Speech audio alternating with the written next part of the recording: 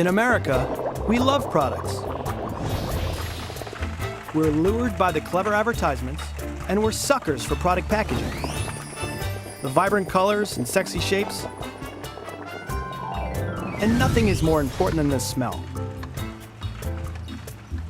I mean, who doesn't sniff a product before buying it? But if you ever wondered what chemicals are used to make your favorite products, keep wondering. Most manufacturers don't want you to know what's actually inside. In Latin, it's called caveat emptor. Buyer beware. I'm just trying to find out what kind of chemical they would put on a kid's pajamas. This information is considered proprietary to the company. Chemical used to manufacture many of the products that we use every day are never tested to find out if they're harmful. You as a parent even know that it was in a product you were buying for your child. That's actually the biggest problem of all. My blood contains 175 chemicals linked to cancer. This is a love story. A mystery. The chemicals that are in the environment that are in our everyday products end up in our body. A crime drama. Chemicals are not tested in the lab to ensure they're safe. They are tested on all of us. A wake-up call. In the 1960s, a woman's lifetime risk of breast cancer was about 1 in 20. Today, it's 1 in 8. For those who have cancer, everything that can be done by government. A disease that has touched the life of nearly every American. You're just dumping all this toxic stuff into your bloodstream. And a farce. I take offense when anyone would even insinuate that our industry, is supporting an increase in the body burden of chemicals. Where do you think we're headed? People think if something's in my shampoo or my toothpaste or my chair, surely someone is making sure it's safe. No one's made sure that it's safe. It's my story. A consumer warning this morning at Justice stores. But it could be yours.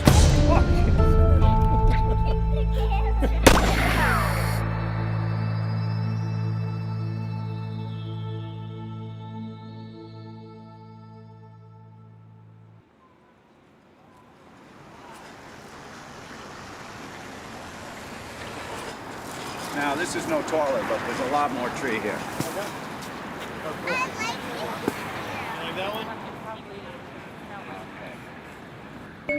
My wife, Heather, always looked forward to celebrating Christmas. She loved the tradition of it. The lights, the music, the food, and of course the gifts. And somehow she knew exactly what our girls would want. But now that she's gone, it's all up to me. Except, I'm not really a shopper. So I started looking where any dad would. Online. I thought they'd love the pajamas I ordered from a store called Justice. And they did. Until they took them out of the package and smelled them.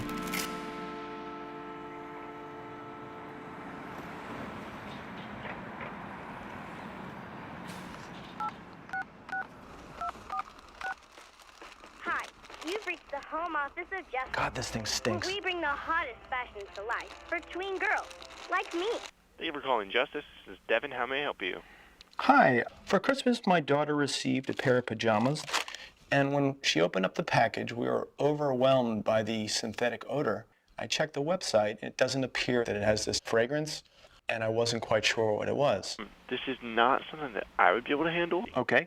It seemed like a common sense question to ask. I'm just trying to find out what kind of chemical they would put on a kid's pajamas. Okay, I actually can't give out that information. So I kept asking. That's information through our sourcing team, and I don't have that information to provide. So the sourcing team wouldn't want me to know if there was a chemical sprayed on a garment that's manufactured in China and sent to my 8-year-old? I even tried calling the factory in China that made them. Sweet Dreams Dreamy Soft Pajamas. 然后我买了回 But nobody at Justice seemed to know the answer. Justice understands its demographic very well. It's practically become a lifestyle brand for tweens. Justice is a billion-dollar company with 1,000 stores in the U.S. Do you know the company Tween Brands? It's on the New York Stock Exchange. I thought investors might get better customer service. I would like to purchase one share. This information is considered proprietary to the company. Gotcha. Justice for all, you could say. They don't. Hi, You've reached the home office of justice, where we bring the hottest... That's annoying. Then I left a bunch of detailed messages for the CEO. Hello, Mr. Redden. My name is Jon Whelan. I am a shareholder of your parent company, and I am now a disappointed customer. But he never called me back. Eventually, I spoke to the head of all products Justice sells. Ronnie Robinson? Hi, Ronnie. This is Jon Whelan. Oh, hi, John. How are you? Good. How are you? He assured me there was nothing to worry about. Every chemical that we use is, completely tested, and, our average customer's a 10-year-old girl. We make sure that everything we use is appropriate. Okay. Is there any way to find out what the chemicals are that they use on it? I'm not sure. Even if I ask them, that they tell me because it might be proprietary, so... Okay. Is there any way we can try to find out? Because It's not got anything nasty. What? Even if they came back and told you, how would that help you? Just curious. It's made overseas. They're using some sort of chemicals. You're not sure exactly which ones they are. I'd like to do my own diligence and find out which ones they're using. I can tell you 100%, and I can guarantee that it's safe. But you don't know what it is. How could you tell me you're 100% certain? Because we are in full compliance with all the government laws and regulation and our own testing procedure. I guess the only thing I could do is send the product to a laboratory and find out exactly what's in it. I guess you bought it. You can do what you want with it.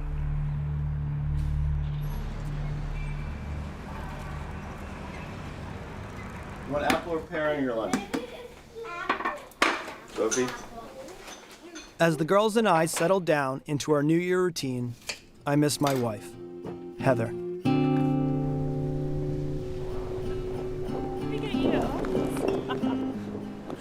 Here, take it. Just take it.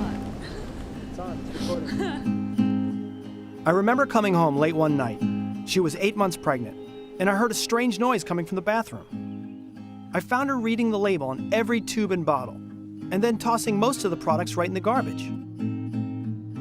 At the time, I didn't give it much thought. But now that we're on our own, I understand. Heather was just trying to protect us. Won't you be seated, please? We are here today for the purpose of signing the Cancer Act of 1971. President Richard Nixon started the war on cancer by appointing a prestigious panel of scientists to examine the disease. For those who have cancer, they at least can have the assurance that everything that can be done by government now will be done. Over the next 4 decades, scientific panels have produced the president's report to identify chemicals that increase Americans' risk of cancer. Heather died from cancer in 2009. The same year, the president's report emphasized that cancer risks due to toxic chemicals were grossly underestimated, and that these chemical exposures are devastating American lives. A disease that has touched the life of nearly every American. In the 1960s, a woman's lifetime risk of breast cancer was about 1 in 20. Today, it's 1 in 8. That's a dramatic jump.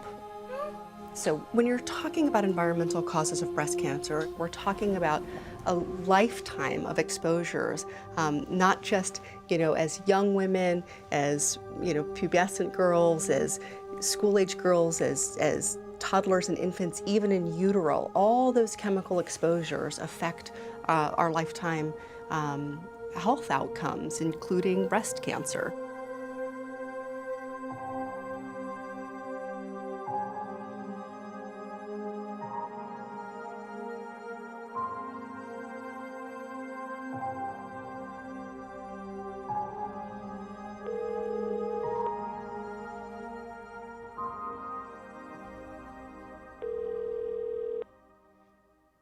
Thank you for calling the Consumer Product Safety Commission.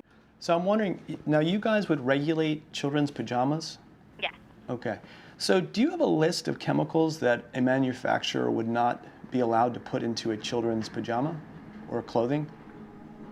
No, sir. Okay, so from your standpoint, from the federal agency standpoint, these companies, they don't have to tell me what's in it, but they can put whatever they want in it sounds like. They don't have to tell you that. It's up to them. But we don't have any federal regulations stating that they could or could not. Only the manufacturer can provide that, or you would have to have the product tested. Gotcha. Heather tried to avoid buying products with harmful chemicals, and that's all I was trying to do. Justice wouldn't tell me what chemicals were used in the pajamas to make them smell. So they left me with no other choice but to send the PJs to a laboratory for a chemical analysis. One way or another, I was going to find out what makes these pajamas stink.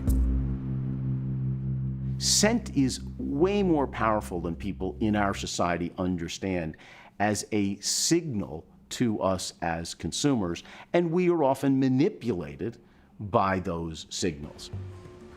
The reason most cleaning and personal care products don't list all of the details of what's in any of these products is because they don't want you to know what's in there. We've all probably turned the bottle over and read the label, but one big loophole in that labeling law is fragrance. They don't have to list their ingredients. So whether you're holding a perfume, a cologne, shampoo, shaving cream, whatever the product is, normally the fragrance components aren't disclosed. And that can be a mixture of even hundreds of different chemicals hidden in that one ingredient. They're scared of consumers learning that they're purchasing a product that has a toxic or carcinogenic ingredient. They're trying to avoid the consumer backlash that would come if they were transparent. So it could be that that fresh-smelling scent is making us sick. A Freedom High School student is rushed to the hospital for emergency treatment. The school's principal says the student suffered an extreme allergic reaction to Axe body spray, a popular body deodorant known for its provocative commercial. Unilever is one of the largest food, beverage, and personal care companies in the world. And its Axe brand is the leader in personal care products for men. Actually, few men use it. But Axe body spray is the leading scent for boys in middle school and high school. The company website claims Axe is the #1 scent that helps guys get the girl. I think they see those sexual commercials and they're like, oh yeah, I'm gonna get all the ladies using this stuff. And I've talked to a lot of girls in my school. They all say it smells like crap. Brandon Silk is your typical high school freshman, except he doesn't use Axe body spray. If he did, he could die. When I smell Axe, I smell an underlying smell. My body feels like it's basically shutting down, and I pick that out immediately. I have become a bloodhound. Brandon had to quit school after going into anaphylactic shock 3 times in 1 week. The third time it happened, my throat was so swollen, you couldn't even fit a straw down my throat, and that scared me completely because I knew I was that close to dying. We've tested other sprays on me, but with Axe, it's the only one that's doing this to me. You know, it just goes on and on. Here's his records from Children's Hospital. They had to use an EpiPen on him. I mean, you name it, it's all in here. For over a year now, Brandon's mother, Rosa, has been pleading with Unilever to disclose the fragrance ingredients in Axe so she can protect Brandon from whatever's causing his deadly allergy. Unilever basically said it's really, this is not our problem, in not so many words. It's proprietary, and that's something that they don't have to disclose.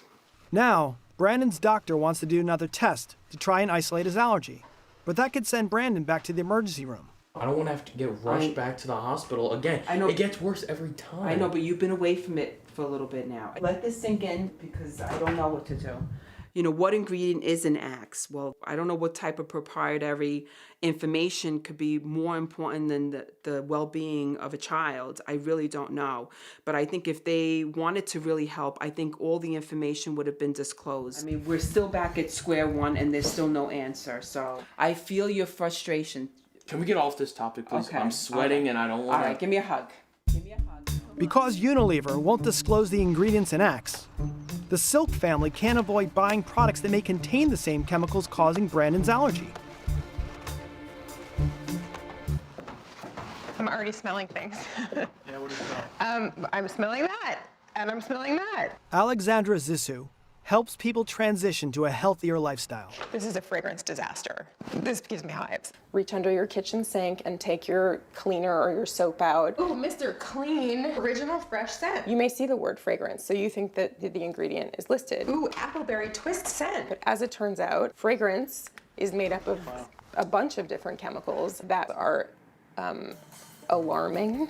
Throughout the average American home, almost all consumer products contain fragrance. And the formula is government protected as a trade secret. Double Dutch apple, apple and lemon peel, totally twisted wild cherry twist, Brazilian carnival, wacky melon, meadows, and rain. You're eating fragrance, you're wearing fragrance, you're washing your hands with fragrance again. Women and teen girls typically use up to 20 products a day.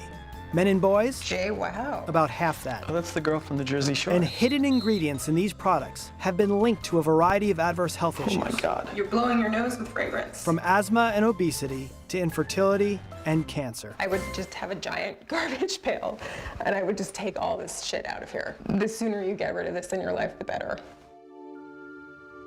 Part of my personal resistance to artificial scents is that my mother growing up was I think she has an allergy to some of the chemicals they use in order to disperse them. For certain fragrances, they're really, really strong, and sometimes it just gets really bad with my nose. So kind of like allergies.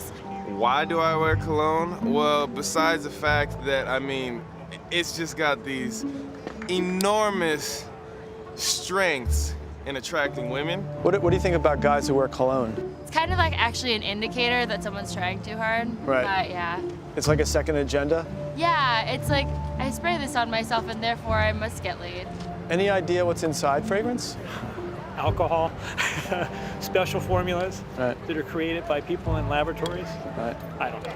Yeah. Did you know there's a loophole in the law? So if you see the word fragrance, it appears to be a singular ingredient, but it's actually used in lieu of disclosing, perhaps 100 different synthetic chemicals. I had no idea. How you doing? Just wondering if you had a second to give us your 2 cents on what you think of like perfume.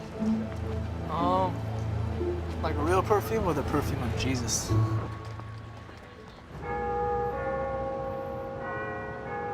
Fragrance, I would say, is to the nose what music is to the ears. It's exactly the same. Wow. Christophe Laudomil designs fragrances not only for people, but for clothes, products, even environments, like the scent used exclusively in Abercrombie & Fitch stores. Here, Laudomil's signature scent is pumped out like music to provide consumers a unique shopping experience. Your nose is as important as your eyes, in fact, and usually it's always more important than your ears to decide, to feel, to remember, to learn. So all that is also influenced by the sense of smell. Modern fragrances like these are made from thousands of chemical ingredients, synthesized in a lab and designed to mimic natural aromas. In perfumery, you can use man-made molecules. You cannot extract the sea. There is no sea extract. That smells like you're on a boat. You have to recreate that. Okay. Some ingredients are so powerful, you dilute them just like a very strong pigment, you dilute it in white paint. So it's the same with ingredients. Some ingredients are extremely powerful. They can smell of sewage. But then if you dilute it, the same ingredient, it will smell of hazelnuts. So it shouldn't surprise me that what I smell isn't real lemon or vanilla, but a concoction of chemicals manufactured for industrial distribution, designed to trick me. We have 3,000 raw materials. In some way, shape, or form, all 3,000 are on this floor somewhere. The ingredients that you'll find in any fragrance company are relatively the same. There's about 3,000 raw materials, and when perfumers are creating, these are building blocks as raw materials for them. Fragrance ingredients either come from petroleum or plants. A lot of the synthetic chemicals that are used to make these less expensive fragrances are derived from petrochemical feedstocks. And the reason for that is that they're a lot less expensive. We buy the natural chemicals, which are more expensive, of course, but derived from plant materials, from botanicals. Natural fragrance makers often list their ingredients on product labels. But if anyone did want to find out what synthetic chemicals were used in a fragrance, they couldn't.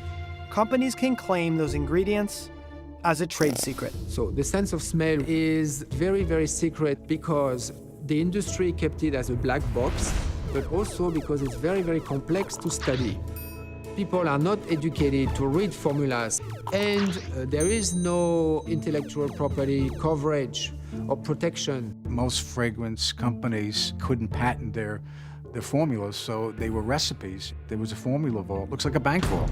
All the formulas are sacrosanct. They're held in that vault. Very few people in the organization were allowed access to them because they're recipes. And it's easy, if someone gets their hands on a formula, to reproduce that. Like the secret formula for Coca-Cola or the Colonel's recipe for Kentucky Fried Chicken? Recent scientific discoveries have added new and entirely different components. Fragrance makers can keep the chemical components and their scents secret. The result? Fragrances never known before. And thus, a great fragrance is born. Today, fragrance is a $100 billion industry and still growing. Whether a scent is promoted as a product feature or sold as a fine perfume, the truth is, most fragrance ingredients don't come from flower fields in France. They come from chemical factories in New Jersey. Perfume industry has been trying to maintain a mystique because fragrances have always had a certain allure of mystery and romance and creativity about it. And by transforming it into a chemical company with ingredient disclosure, that mystique is gone. The fragrance industry expressly said that they don't want consumers to know that the ingredients that are in Chanel No. 5 are some of the same ingredients that are used in their toilet bowl cleaner. They don't think the consumer is sophisticated enough to be able to make that distinction. There's a lot that goes into making a fragrance, and we get that. We're not asking for that. We're asking for what chemicals are used in our personal care products, what chemicals are used in our cleaning products, so that we can make educated decisions. But trade secrets aren't limited to perfumes, pajamas, and personal care products. Many industries say their ingredients are a trade secret in order to avoid disclosing that their product contains toxic chemicals. If you have an ingredient or a chemical in your product that a consumer can Google and find out that it is toxic or carcinogenic, well, you don't want to have to tell people that that chemical is in there. What's troubling is where these secret chemicals are ending up. According to an independent lab hired by the Environmental Working Group, my blood contains 175 chemicals linked to cancer, 210 chemicals linked to heart disease, and 196 chemicals linked to birth defects. But the most disturbing results of this study revealed all 10 infants tested had almost as many chemicals in their blood as the adults. We tested umbilical cord blood from 10 babies born in the U.S. We tested for more than 300 chemicals. We found 287 chemicals altogether.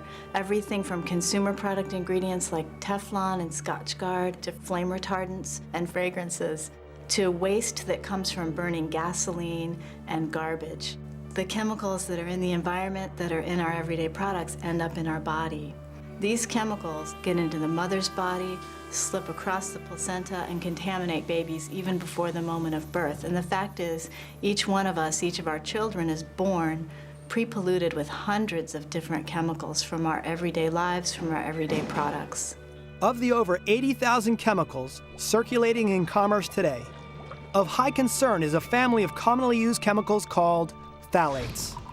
Found in everything from fragrances to cosmetics, pesticides to plastics, cleaning supplies and clothing. Phthalates are also members of a longer list of man-made molecules called endocrine-disrupting chemicals, or EDCs. Our endocrine system controls mood, growth, metabolism, sexual development, and reproduction, and relies on hormones for normal function. There is a class of chemicals called endocrine disruptors that actually mimic natural components of our systems, hormones in particular. And these chemicals can interfere with the function of those hormones by binding to the same sites in cells where these hormones normally bind and creating havoc if the exposure to those chemicals is happening in a way that interferes with the normal processes. Endocrine disruptors are synthetic chemicals that sneak into our bodies through the nose, mouth, and skin. and trick our endocrine system into mistaking them for real hormones. When you have a synthetic chemical that is a mimic for a hormone or does something directly to disrupt the activity of one of those signaling naturally occurring chemicals, you have a disruption, and that has downstream consequences. The intestines go ahead and take more calories. The pancreas secretes more insulin, and the ovaries and testicles that secrete our sex hormones are sensitive to disruption by these chemical signals that are mimics for the naturally occurring hormones in our body. Although most of us have never heard of endocrine disrupting chemicals, what do you think that pink stuff is? Chemicals. Why would you say that? The World Health Organization warns that exposure to EDCs represents a global health threat. These chemicals have been introduced into the environment without any careful testing for their potential effects on human health and on children's health especially. EDCs are rarely listed on product labels, so we don't know when we're exposed. And these chemicals are everywhere. The truth is, EDC exposure has been linked to infertility, birth defects, learning disabilities, and cancer. Unfortunately, it gets worse. Endocrine disruptors are proven mutagens, which means they can actually mutate our DNA. What's troubling is that endocrine disrupting chemicals can lead to changes in the chemical signals on the DNA molecules themselves that tell the body to turn off or turn on certain genes.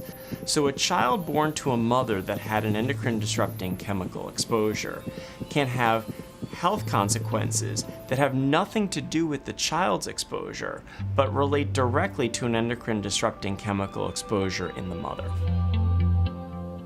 Because product manufacturers can use endocrine disrupting chemicals and keep that a secret from consumers, they will never be responsible for any negative health outcomes in the future. I think she just moved a little.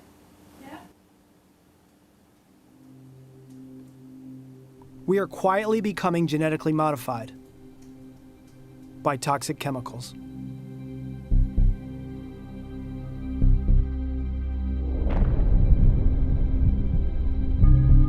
The chemical industry has always wanted to hide information about harm from its products from the public, but also from government regulators as well. And it's very hard to tease out, once these are in the environment, what's causing our health problems because we're exposed to so many different things. We've been in dialogue with the fragrance industry, with the cosmetics industry, with the cleaning products industry, who are saying we don't want to disclose our ingredients because we don't think there's a problem. And they are looking at their one product or their one chemical and saying it's fine. What they're not doing, they're not looking at the variety of exposures that all of us are exposed to. Chemicals exist in mixtures, and it is next to impossible to figure out how two chemicals or three chemicals in that mix are working together in concert to create some type of chemical chaos. The rise in autism, the rise in breast cancer, the rise in reproductive problems, the rise in certain childhood cancers, the increase of diabetes, obesity, cardiovascular disease, all have to be due to environmental factors.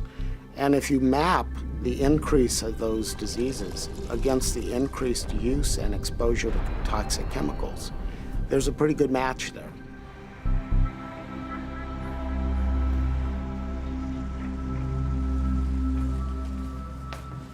When the chemical analysis arrived for the pajamas I bought from Justice, I was curious whether my instincts were right.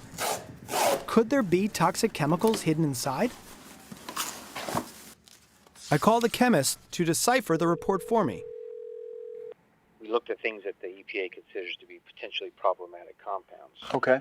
In your case, there were 2 phthalates, and of all the phthalates, the one that's the most problematic potentially is this one that's bis-2-ethylhexyl phthalate. These phthalates are endocrine-disrupting chemicals and can be especially harmful to young girls, even at minuscule amounts. More concerned about it than any other phthalate out there. But he also found something even more alarming. Then, in amongst all those, there's compound 6. This tri-2-chloroethyl phosphate is in fact a flame retardant called tris flame retardant. It's listed as a potential carcinogen. A form of tris flame retardant was banned for use in children's clothing 30 years ago because it can cause cancer.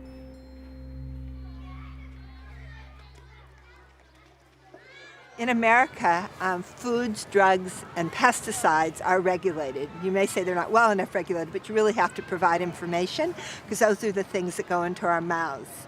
Other chemicals like flame retardants are not regulated. There are not really health requirements, but they go into our bodies the same way. Dr. Arlene Bloom is an expert on flame retardant chemicals. Her landmark studies help get one form of the chemical out of kids' sleepwear. Back in the 70s, all baby pajamas were treated with brominated tris. And we found that it was a very strong mutagen. It changed DNA. But industry likes to keep things as similar as they can, so they replaced brominated tris with chlorinated tris. And we ran more studies. It also changed DNA, and chlorinated tris was removed from children's pajamas. Up until the 1970s, most home fires were caused by careless smokers. In response, government regulators asked the tobacco industry to come up with a self-extinguishing cigarette. They did, but there was one problem. It changed the taste.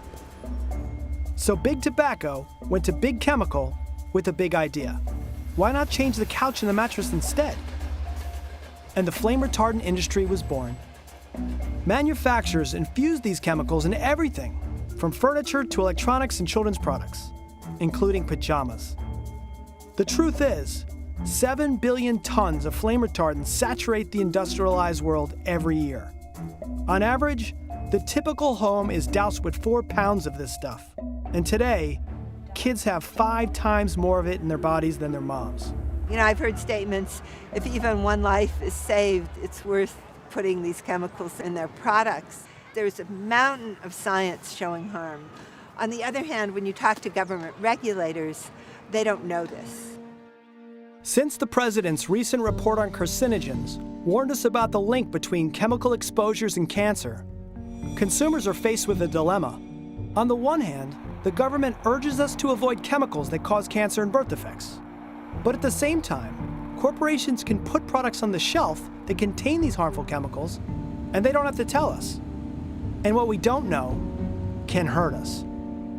Most people don't quite realize that chemicals that are used in the products that you buy, that you take into your home, are not really regulated by the federal government. I think most people think there is something like the FDA model for drugs for the chemicals that are in consumer products, but that's basically not true, and that's by design. When I go shopping in a store, I assume that if the product's on the shelf, someone's made sure that it's safe. That if a product was dangerous, toxic, carcinogenic, wouldn't be allowed to be sold. And that's a fundamentally inaccurate assumption. No one's made sure that it's safe.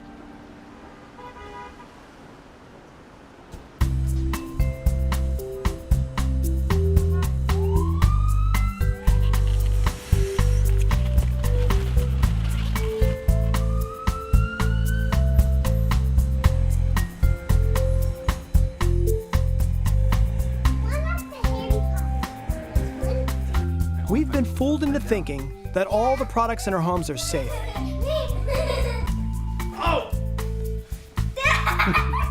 But how many of these invisible molecules that we put in our mouths, breathe in, or rub on our skin are harmful? I'm trying to do the right thing for my kids. All right, let's get ready for bed, ladies. But because companies are hiding what's in their products, I can't. Come on, you little rascal. I'm not here. All right, I'm gonna turn your light off. Even though my daughters are healthy now, there's no way of pinpointing what factors are behind any adverse health outcomes in the future. It's dark in here. All right, so time for bed. Lights out. I love you. My wife Heather seemed perfectly healthy. And then she wasn't.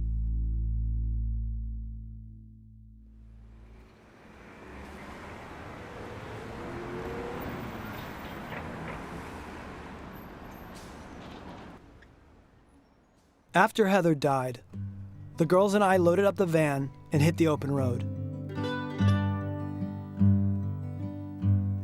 It was the quintessential American experience. But more than that, the road trip helped us through our grief and into the next chapter as a family. One without Mom.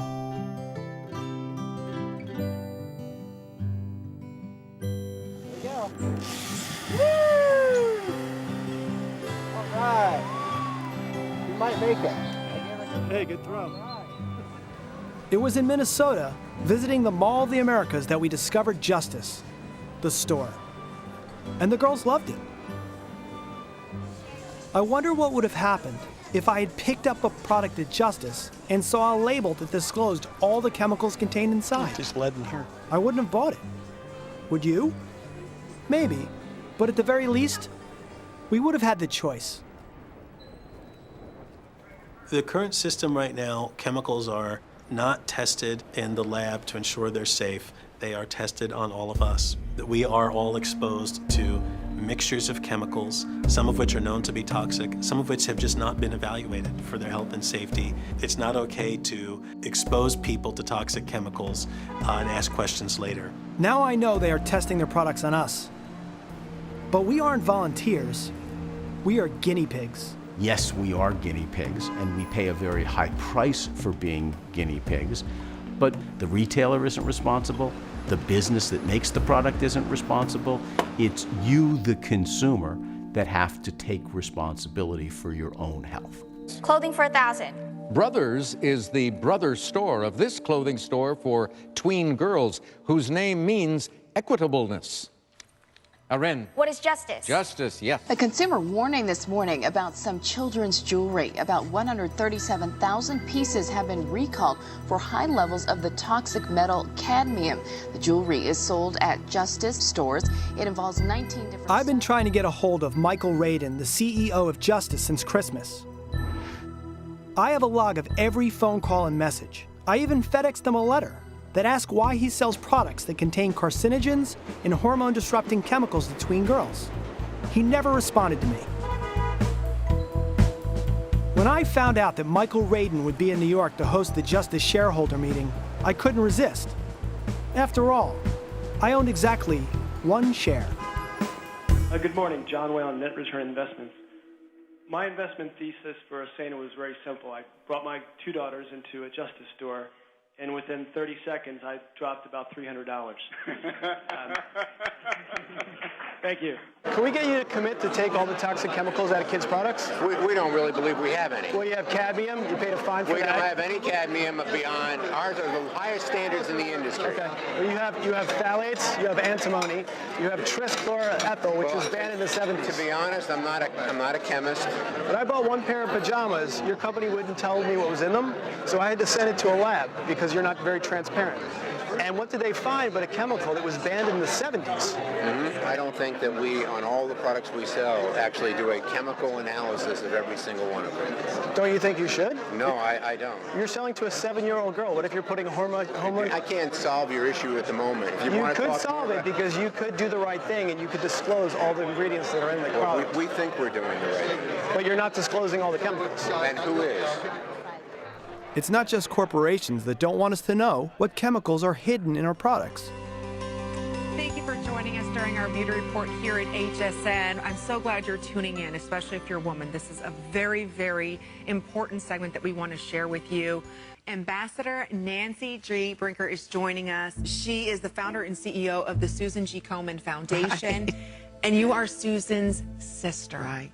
Susan G. Komen for the Cure, the largest breast cancer foundation in the world, commissioned a perfume, and it's called Promise Me. And you'd always imagine what pink would smell like. This is what pink, the color, would smell like. Komen didn't get into the specifics of the chemical formulation of their perfume. They really focused on how much money was being raised by their perfume. What's so nice about this is sometimes it's hard to find something to give to a breast cancer patient. They expect about $1 million would be raised by selling Promise Me. This is $59 and sold out on hsn.com. And we did find there were a number of chemicals of concern. Galaxolide and oxybenzone, as well as toluene, which is one of the toxic trio. For those of you, that might be suffering right now with chemo or radiation. Chemicals that are toxic and hazardous, chemicals chemicals which haven't been adequately tested for human safety, and chemicals which are suspected to increase a woman's risk of breast cancer. You're part of the promise now with this limited edition collection that's at a huge value. In essence, what they were saying is that the ends justified the means, that $1 million raised for breast cancer justified selling this perfume. These companies can make their products more cheaply if they use more toxic ingredients and they don't have to disclose those ingredients. But I, as the consumer, have to pay the price of being exposed to those toxic chemicals. There's a direct connection between the lack of transparency, the economics and the profits of many of these companies, and the costs that get shifted to us as consumers.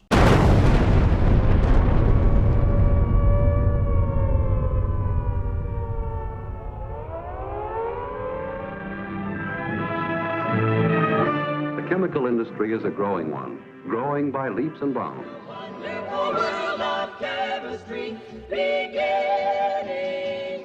Since World War II, we've seen an uptick in chemicals in our everyday consumer products. This whole better living through chemistry that happened in the 1950s. Everything in the world, is made up of molecules, and some of the most useful are those that form versatile plastics, like Allothon, Delrin, Lucite, Teflon. Here's what we need.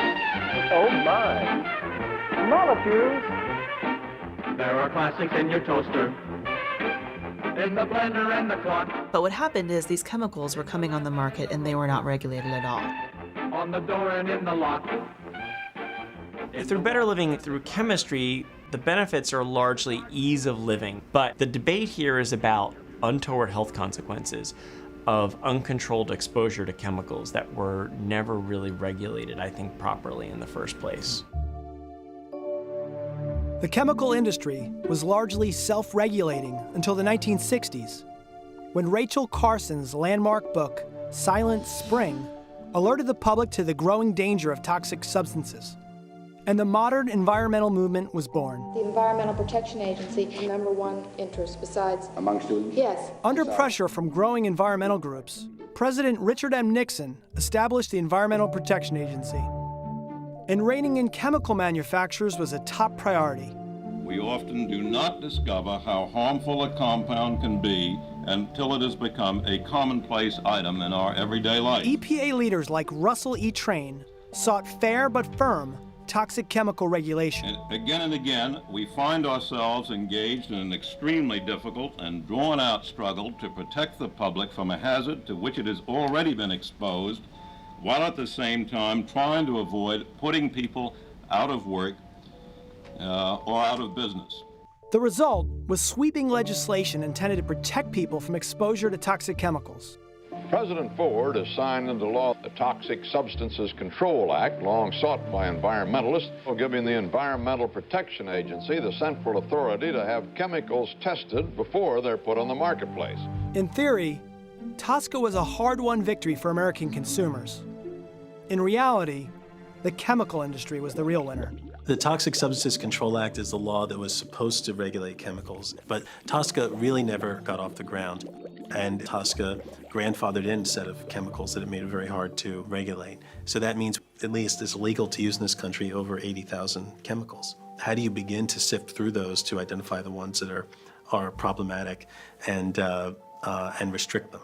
TSCA also secretly put consumers in harm's way by limiting the ability of the Environmental Protection Agency to do its job. The law has not given EPA the authority it needs to identify chemicals that may be problematic. And secondly, even where we do get information that indicates a chemical is of high concern, EPA lacks the authority to regulate that chemical.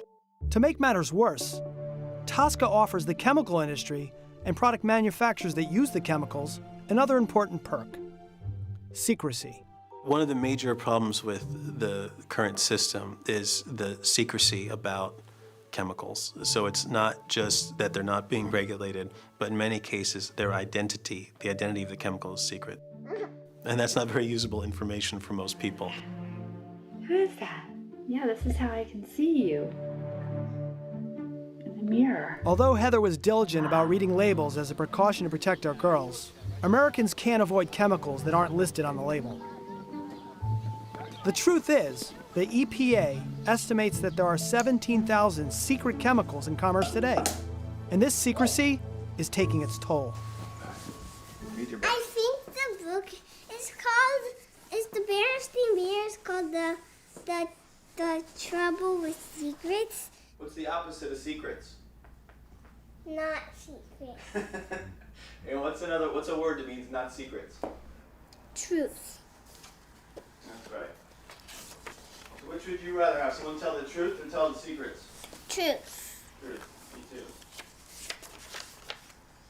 One of the problems with the current system is we used to be the best for health and safety issues, but when it comes to product safety, we're now not really anymore. Europe is. And my favorite example of this is the Katrina trailers.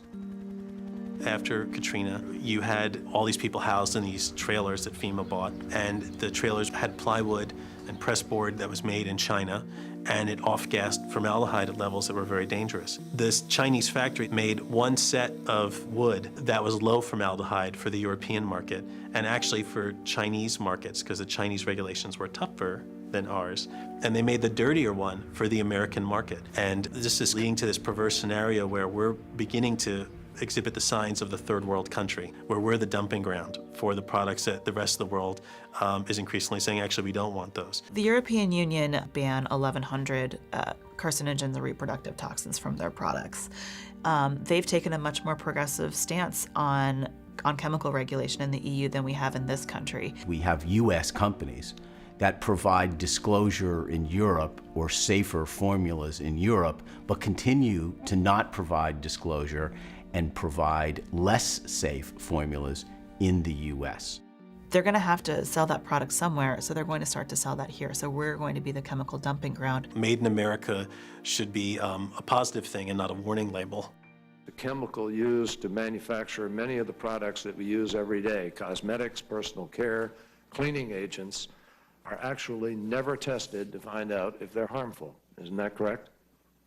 The industry conducts an extensive evaluation of their products, but FDA does not get to see any of that information. Doesn't that cast amazing doubt on the ability of the regulatory system to actually protect the public? Senator, at FDA, all of our products that we approve are based on data and studies by that particular manufacturer. But doesn't that bother you? That's my point. You don't seem to see the connection here.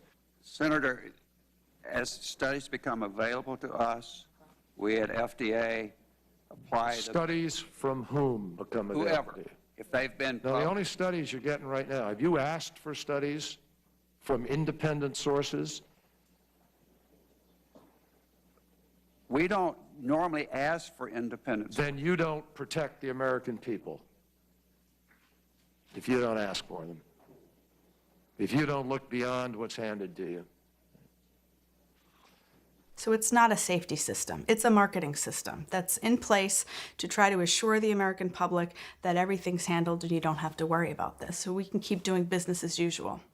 And unfortunately, business as usual is continuing to use the same toxic chemical formulas that they've been using forever.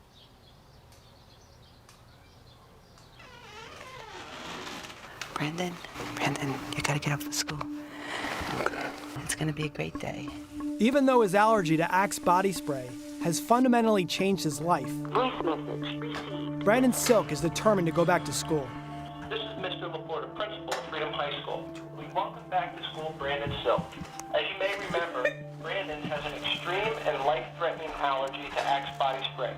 Once again, I am asking all of our Freedom family to please refrain from using Axe body spray while attending school. Like right here I have to hit, because that's where she hit me every time. Okay, let me see you do it for 5 seconds. Please. All right.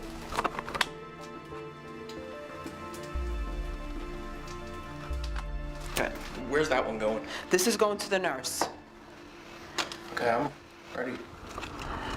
I just want to talk about if you remember all the protocols for today. I know my emergency routes. Okay, you have your phone? I have my phone. I'll text you if I feel anything going wrong. Okay. I'll text you and go right to the nurse. Only worry if the nurse calls you, okay? Okay. Freedom High officials have designed a battle plan to help Brandon avoid a potential gauntlet of axe-stinking teenagers. Well, it's my first day. Brandon? Mom, there's kids. Ow! Get off! But no matter how careful he is, he could end up back in the hospital. Or worse. God, just cut him a break, please. Pinpointing an ingredient that's not listed, I mean, that's where the frustrating part is. Are they hiding something? I don't know. I mean, I think it makes it look worse for them not disclosing the fragrance ingredients, because to me, it's like, what are you hiding? What could be in the makeup of the fragrance? It's proprietary, please. I mean, come on. It's not just the mixture of fragrance ingredients that are hidden in Axe. It also contains chemicals like 1,4-dioxane, a chemical the EPA classifies as a probable human carcinogen. So I started thinking about my kids at school. What are the long-term effects of hundreds of students spraying Axe and the sense off gas is recycled through the school's heating and cooling system all day, every day, along with a ton of other chemicals? I feel that he is a canary in a coal mine. I don't know what the future brings, and I don't want anything bad to happen to him, I don't want his future to be filled with question marks. In spite of Rosa's and Freedom High School's best efforts to discourage his classmates from wearing Axe, Brandon's first date didn't go as planned. So I had a meeting with my principal, and on the way in, I smelled a kid wearing Axe, and instantly I started to feel my throat start to close, and I had to get stuck with the EpiPen and be rushed to the hospital. We have a health epidemic, whether it's allergies or asthma or cancer, and people are starting to wonder why. What is the connection between the products we use, the chemicals in our environment, and our own health? Thank you for calling Tide. Hi, I read an article online yesterday, and it said something that it has a chemical in it called 1,4-dioxane that might cause cancer. I just wanted to make sure that is not true. It's not something that we add to the product, okay? It's something that's in the product. And it... Could you tell me who adds it then? Pardon me? You said you didn't add it. I was wondering who does add it. It's in all of the ingredients. You know what I mean? No, I don't. Okay. How can I say this? If you do 1,200 loads of wash a day, it's still at the safe level. But everything causes cancer nowadays. You know what I mean? Right. I'm just trying to avoid those things that do cause cancer. Does the FDA have the authority to ensure that products like bubble bath or baby lotion is free from toxic chemicals like formaldehyde before they hit the shelves?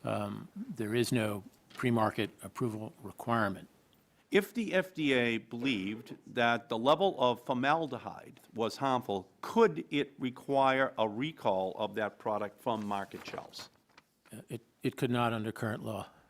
If a company decided to include arsenic as a component of a face cream, would they even have to notify the FDA first? It would not. If the arsenic was used as a component of a fragrance, would the company be required to list arsenic on the product label? As a component of a fragrance, it would not. That would come, I think, as a shock to most people, because everyone assumes that they can turn the box around and see what's in it. But the FDA does not have the authority to require that to be disclosed to the public. And I think therein lies the problem. With so little regulation and free reign to use whatever ingredients I wanted in a product, I thought I'd make my own signature scent. Its top notes open with a burst of carcinogens. Its middle notes are a hormone-disrupting mixture of phthalates.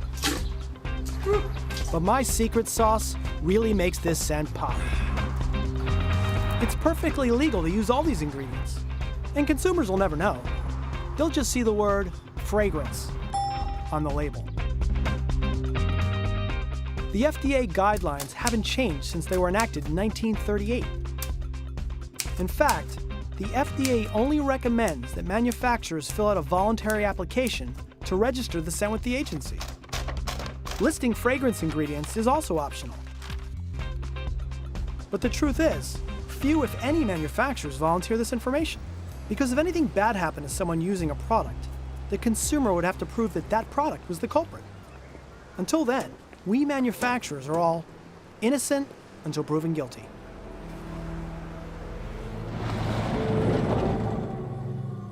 As crazy as this seems, it's not just consumer products that use trade secrets to hide toxic chemicals. Hydraulic fracturing, or fracking, is a process to extract natural gas from underground rock. Fracking depends on billions of gallons of water, infused with a toxic stew of chemicals to release the trapped gas. Like fragrance, manufacturers of fracking mixtures claim the ingredients as a trade secret. But what's troubling is that fracking fluids and fragrance share many of the same toxic chemical ingredients. The truth is, it would be completely legal to bottle fracking fluid and sell it as a fragrance. And fracking companies could pump fragrance down a well to extract shale gas from the ground. Who knows? Celebrity fracking fluid may be the next frontier in product endorsements. Awesome. Thank you. Picture? Sure.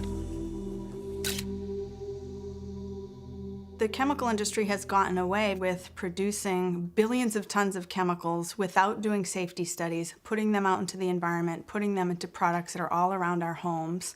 And it's up to essentially the consumers or the government to prove that these substances are dangerous. So basically, we're living in a toxic soup, and it's a giant experiment on human health. You know, the challenge is it's very hard to definitively prove that specific chemicals have caused specific diseases, and this is not unique to breast cancer. So even in the absence of watertight cause and effect, incontroversial human data, there's enough data to indicate that these are serious chemicals of concern. We believe it is imperative that we really follow a precautionary principle. The precautionary principle is the idea that we wear our seatbelts even though we don't know if we're going to get in a car crash that day. And why do we do that? Because taking the action is easy and the consequences could be very severe if we fail to take the action. But with toxic chemicals, we keep being exposed until we're certain that it might cause harm. That means waiting for data, and those data are body bags. They're sick people, they're dying people, they're people that have birth defects or learning disabilities. That's not science that we want to be waiting for while we continue to be exposed to toxic chemicals. Most industrialized nations use the precautionary principle to protect its citizens from toxic chemical exposures. Even many developing nations follow a precautionary approach. Egypt upheaval, President Mohamed Morsi ousted in a military coup. In fact, shortly before being overthrown, Egyptian President Mohamed Morsi enacted a ban on some endocrine-disrupting chemicals.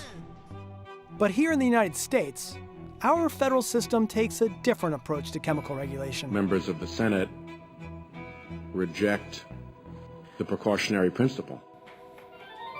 In the case of chemicals, we use a very perverse framework. You're innocent until you're proven guilty. The question is, okay, well, how many people have to die? How many people have to get sick before the proof becomes overwhelming and inescapable? 42.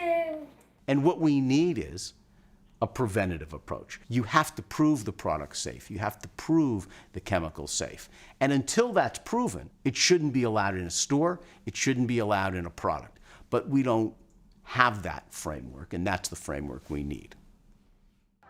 Because the federal government fails to protect Americans under the Toxic Substances Control Act, state governments have been forced to pass laws to protect its citizens from toxic chemical exposures. This trend began in the mid-1980s, when the consumers in California faced off against the chemical industry in a showdown over toxic chemicals. The result was a tough new disclosure law called Proposition 65. or Prop 65? Prop 65 prohibits businesses from knowingly exposing consumers to chemicals known to cause cancer or birth defects. They have to either reformulate the product to use less toxic ingredients, or remove the product completely from the market, or they have to put a label on the product. Coke and Pepsi saying they'll change their recipes because of a chemical that could cause cancer. Yeah, so Coke and Pepsi announced that they're going to change the formulation of the caramel coloring that they use in their sodas to avoid putting a cancer warning label. A consumer group found a chemical in there that has been linked to cancer in animals. That's the good thing about Prop 65, right? It puts, the burden and the onus on the manufacturer. So as soon as Coca-Cola has to put a cancer warning on their main beverage, their Coke, then they're going to reformulate the product. Coke says that there has never been a problem in terms of cancer from this caramel coloring, but they want to make the change to avoid that warning label. The idea with Prop 65 was that the state of California, once they've identified that something causes cancer or birth defects, you're required to warn people before you expose them to it. And it has had an impact. If you have to put that warning on a consumer product and there's another product that doesn't have the warning, that actually has an impact. I think if companies had to list what's in the products, it would change the industry, because once consumers know what's in the bottle, they start changing what they buy. Suddenly, manufacturers imagined a doomsday scenario where consumers actually knew what chemicals were in their everyday products. Shampoo, conditioner, deodorant, toothpaste, moisturizer, hand sanitizer. Like, you pick up a product and you don't really even think about that you're using yet another product. And each one of those products has 15 or 20 synthetic chemicals. Your body burden's enormous. You're just dumping all this toxic stuff into your bloodstream. We find known human carcinogens, chemicals that cause reproductive harm, hormone disruptors. Are they safe? Absolutely not. They say it's just low levels of any given toxic chemical. Just a little bit of carcinogen in the baby shampoo, a little bit of lead in the lipstick. But those low levels are adding up every single day. But instead of reformulating to make safer products that could cost a little more, the industry opened up a new front on the war on cancer. But this wasn't a fight to get carcinogens out of products. It was a fight to keep them in. The industry foot soldiers in this well-financed campaign come from organizations called trade associations. These trade associations represent corporations intent on repelling any chemical regulation.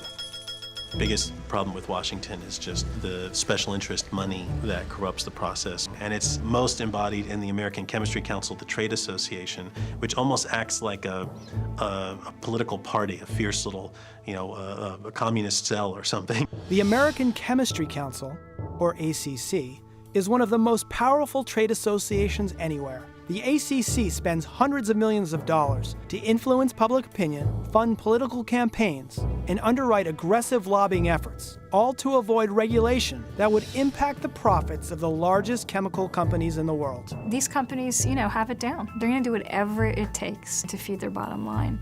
And of course they're going to lobby against any kind of legislation that's going to legislate that they have to stop. They don't want to.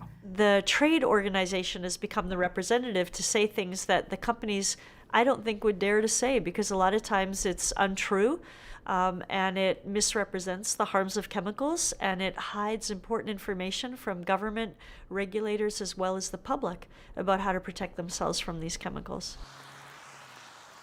When I heard there was a hearing in my own state about banning carcinogenic flame retardant chemicals in children's products, I was curious if lobbyists would show up to block legislation intended to protect kids. The American Chemistry Council, they deploy people to all kinds of state capitals, and sometimes they hire local lobbyists whose job it is to try and push back on this stuff.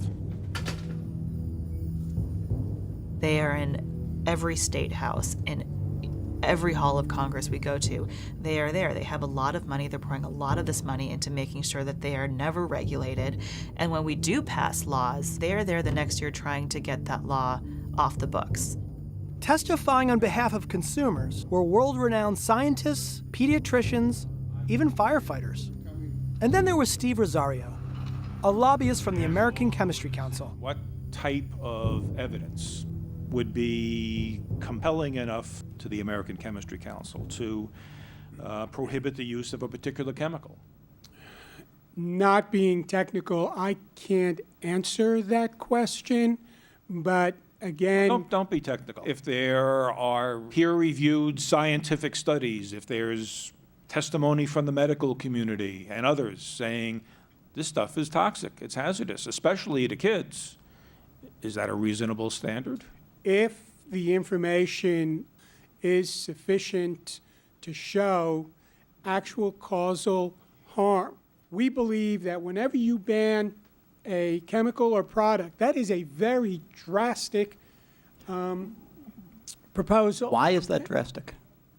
It is drastic because you are impacting way, way more than the health concerns that are being alleged against a particular product or chemical without sufficient science. You think the standard for government to ban carcinogenic substances, endocrine disruptors that people are being exposed to, that we know people are being exposed to from products that your industry is putting out there, from consumer products, should be extraordinarily high. But you're not articulating a standard other than to say that it ought to be virtually certain, if not certain, that it's actually causing the harm before we ban it. The Toxic Substances Control Act, TSCA, which I'm sure you're well familiar with. How many chemicals has the federal government banned under TSCA in the 30-some-odd years that it has existed? I believe the number is 5. 5. I would not believe for a single moment that there are 5 out of 80,000, only 5 out of 80,000 that are problematic. Chemicals are a part of our everyday life. They're all around us. They're a necessity. But some of them hurt people. Why shouldn't we shift to a standard that says before you can use it, you have to prove that it's safe? That's the precautionary principle. Exactly. And the issue with the precautionary principle is you would never be able to prove with certainty that anything is perfectly safe. And that's why we think that our system is actually better than the precautionary principle.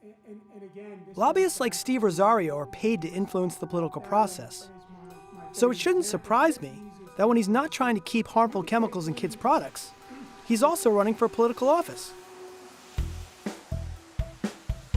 I caught up with Steve at a debate in upstate New York. He had just been endorsed by Planned Parenthood. Mr. Rosario, congratulations on your Planned Parenthood endorsement. Oh, thank you very much. Do they know you're a lobbyist for the American Chemistry Council? May I ask who you are? Jon Whelan. Nice to meet you. Likewise. But does Planned Parenthood know you're a lobbyist for the American Chemistry Council? Because you probably know that Planned Parenthood lobbies against the ACC at state capitals. So I'm wondering if you disclose that to them. I'm very proud of what I do. I've been doing it for 21 years. Are you a lobbyist? I am a senior executive. I have my certificate as a Certified Executive Association manager. Do I advocate? Yes. The American Chemistry Council and other trade associations have something to hide. What do you think about TSCA reform? You think we should have to prove chemicals are safe before exposing them to women and children? Would you be able to answer that question? I will answer no questions from someone I do not know. Business is writing the rules. Government isn't really writing the rules. It's the businesses, the trade associations, the lobbyists that write these rules. And they're not written with us in mind. They're written through one lens. What do we want to do that increases the profitability of our industry and our businesses? When we buy products, a portion of our money fuels a corrupt system, starting at the retailer, to the manufacturer, and into the pockets of trade associations. Trade associations use our money to ghostwrite legislation and hire lobbyists to bring money and industry-friendly bills to Congress that will deny consumers of our right to know what's in the products we buy. And guess who's paying for it? But there are politicians who do care that Americans are being harmed, and they're pushing legislation to protect us. You know, after a tough day of legislating on the floor of the House of Representatives, I like to come back to my office and clean up a little bit. That's why I've introduced H.R. 3057, the Household Products Labeling Act. My bill is very simple, and it's just a matter of common sense, and it's based on this simple model. People know, you buy cigarettes, there's the skull and crossbones. They know you buy a certain food, it tells you trans fats. But what they don't know is the cleaning product that they just used to scrub the floor, that their baby is now crawling on and ingesting, may be just as dangerous. Fundamental problem is that nobody knows what the chemicals are, and I think they have a right to know. All we're saying is inform them and then let them make whatever decisions they want. Another bill would prohibit the personal care industry from using chemicals that are banned in other countries. How many chemical ingredients have been banned for use in cosmetics in the United States?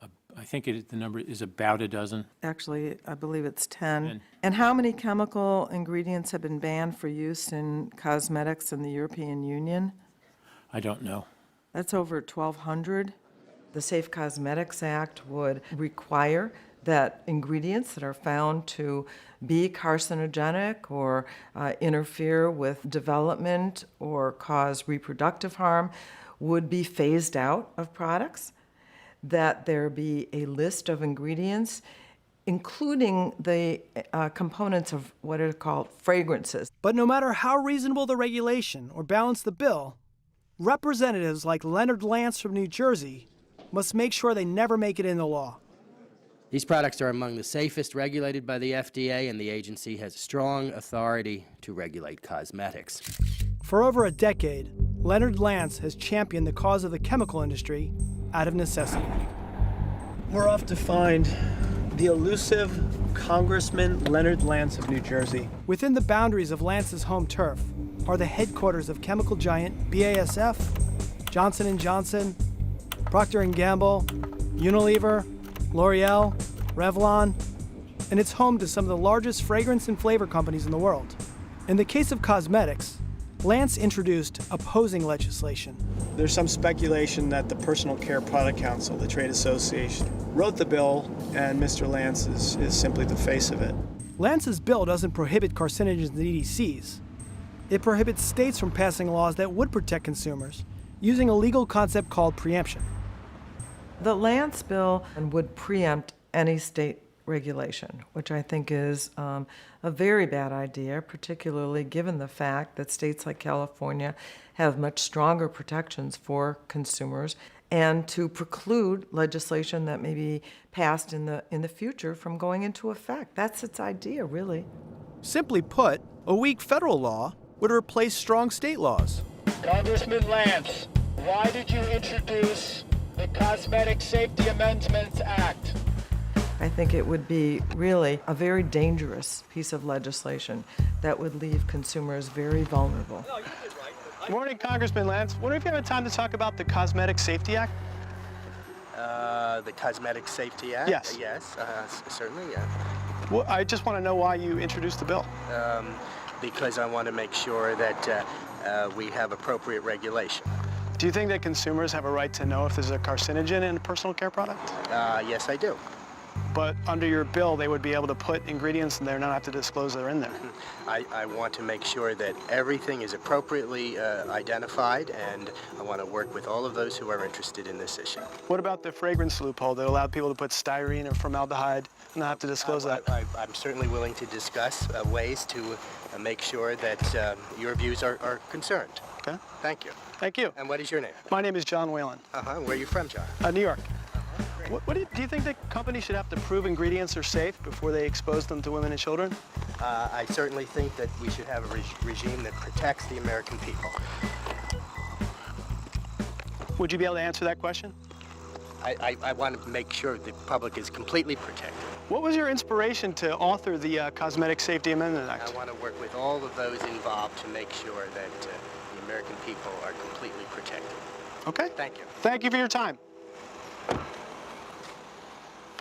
The biggest reason why the chemical industry fights transparent and public knowledge about the hazards of its chemicals is because of liability claims. It doesn't want to pay for harm.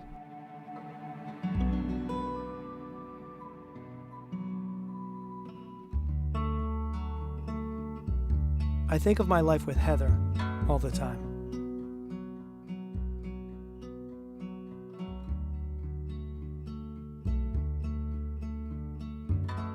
I remember one morning, while Heather was going through chemotherapy, I saw her planting tulip bulbs in a neglected sidewalk flower bed outside my office window.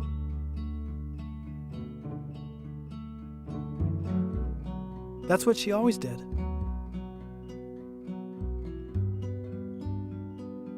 She left things better than she found them. Heather wanted the girls to remember her in an enchanted place, surrounded by color and light.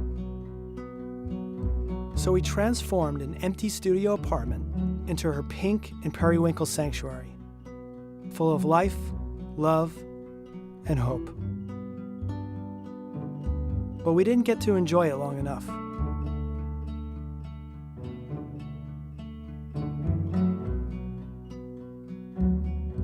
Heather died here 6 days later. We were all by her side.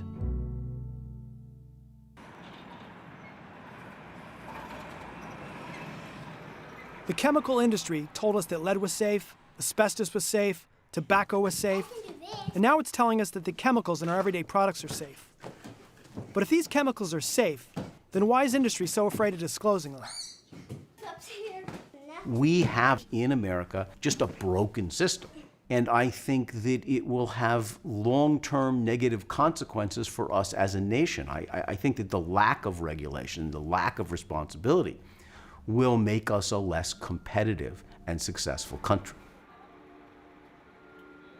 The Toxic Substances Control Act, the 1976 law that was supposed to keep us safe from toxic chemicals, may be doing the exact opposite. But because most Americans have never heard of TSCA, they don't realize how important it is to fix it.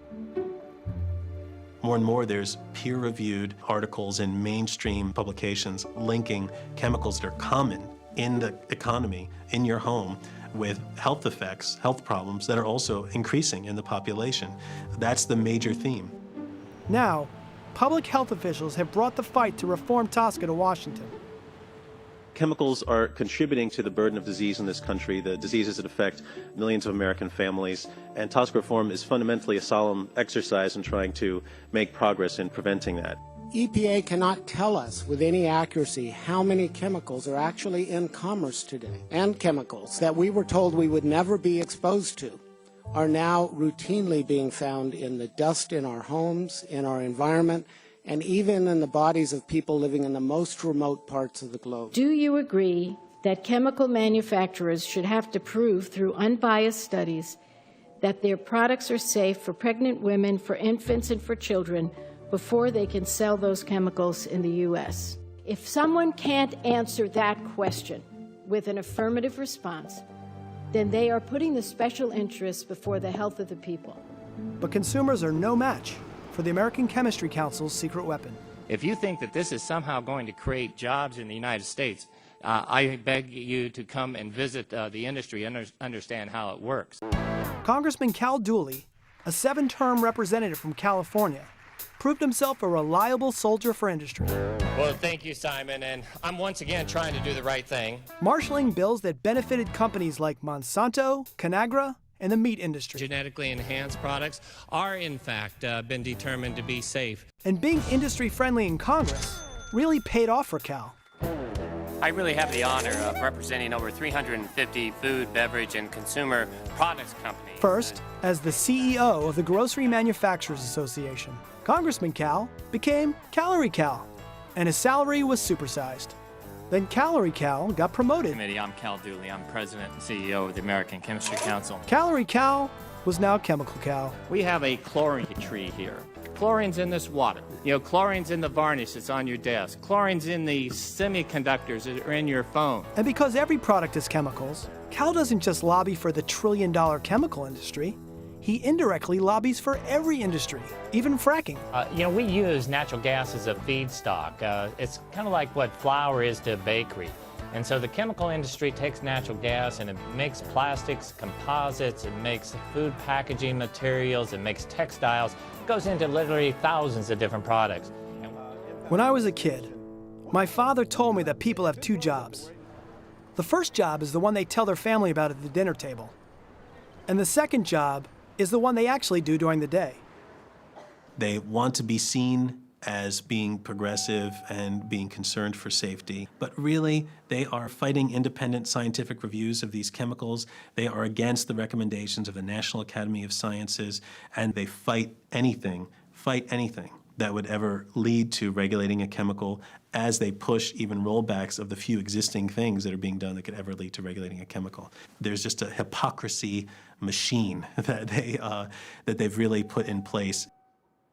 Even though the American Chemistry Council declined my interview request, I still wanted to witness a $3 million lobbyist in action.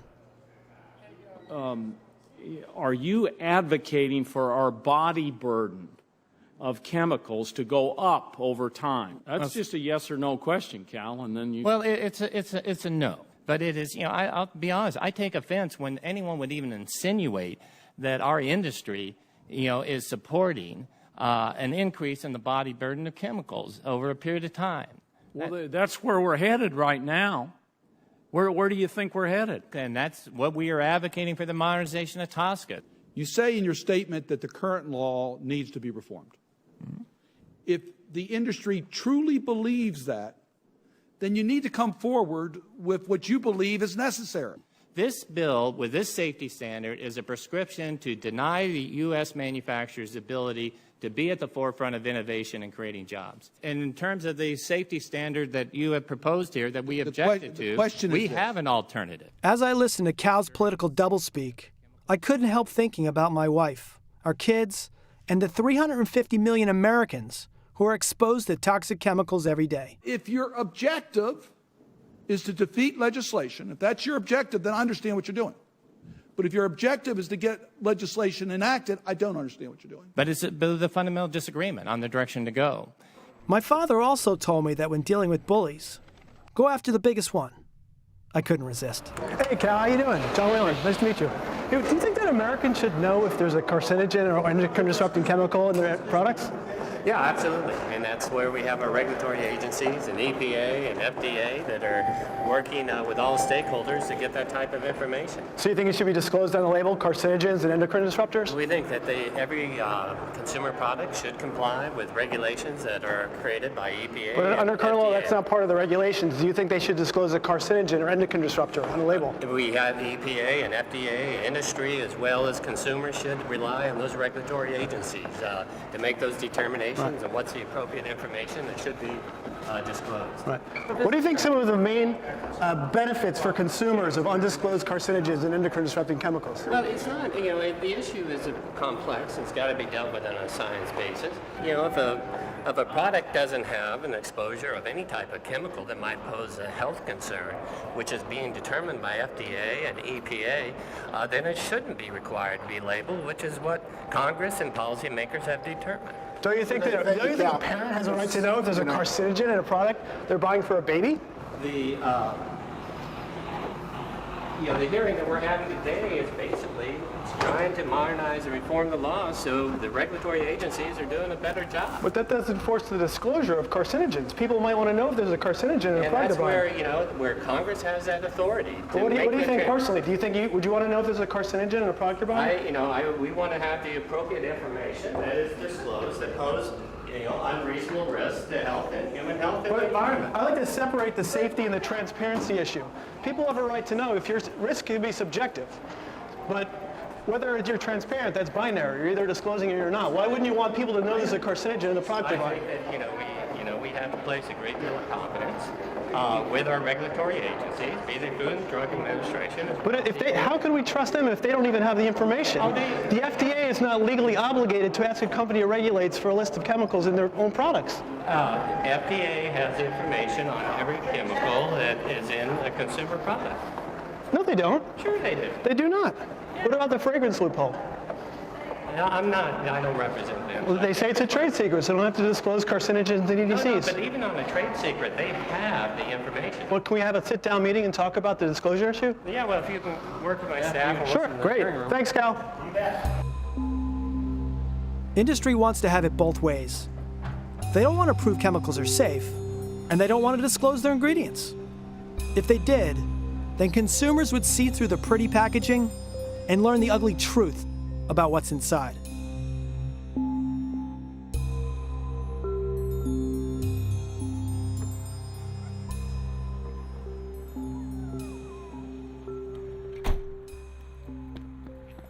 I think we still do have somewhat of a mindset that if this were a big problem, We would be seeing lots of people dying, to put it bluntly. In fact, the science is telling us that's a naive assumption. Chemical exposures and other environmental factors can result in changes that do dramatically affect our health in ways that are serious and don't kill you, but they certainly affect your quality of life for the entirety of your life. Today, we need to be sensitive to the chronic effects of chemicals, not just their acute effects. Willow, if someone made a movie about you, what would you want them to know? Everything. Such as what? And how awesome her is. Oh, jeez. The camera.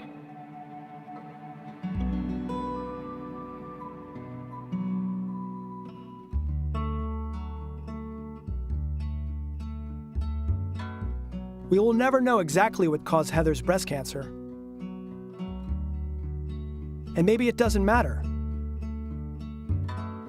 But we can't rule out exposure to toxic chemicals. And when I look at our daughters, why wouldn't I do everything I could to reduce their chances of suffering from cancer or any other disease? On the first anniversary of Heather's death, the girls wanted to send her a message, and they thought balloons would be the best way to reach her.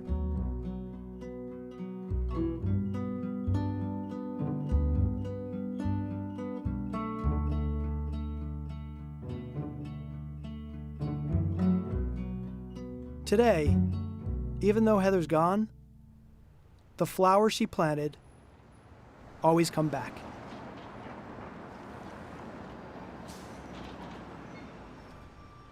The most important thing I learned on this journey is that just because a product is on the shelf doesn't mean that it's safe. Consumers will have safer options if two things happen.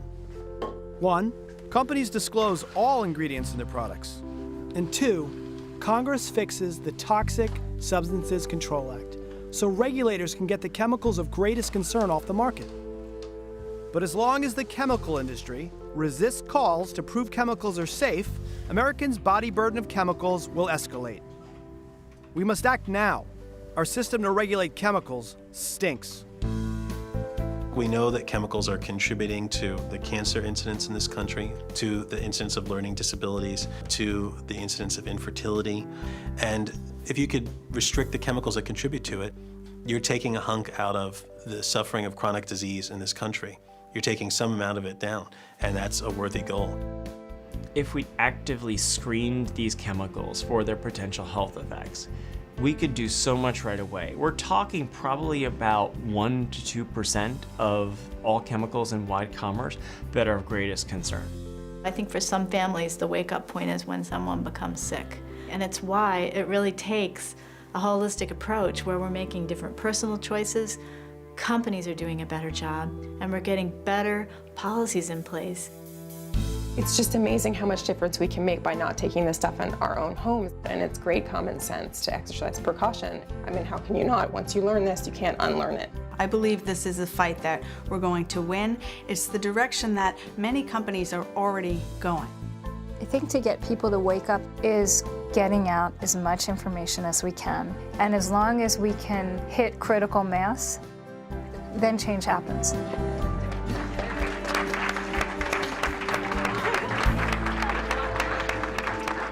When I look back at the time I shared with Heather and what I learned from her, I know I can't hit the reset button, but I can follow her lead and do the best job possible to raise our girls to be aware, loving, and strong, just like their mom.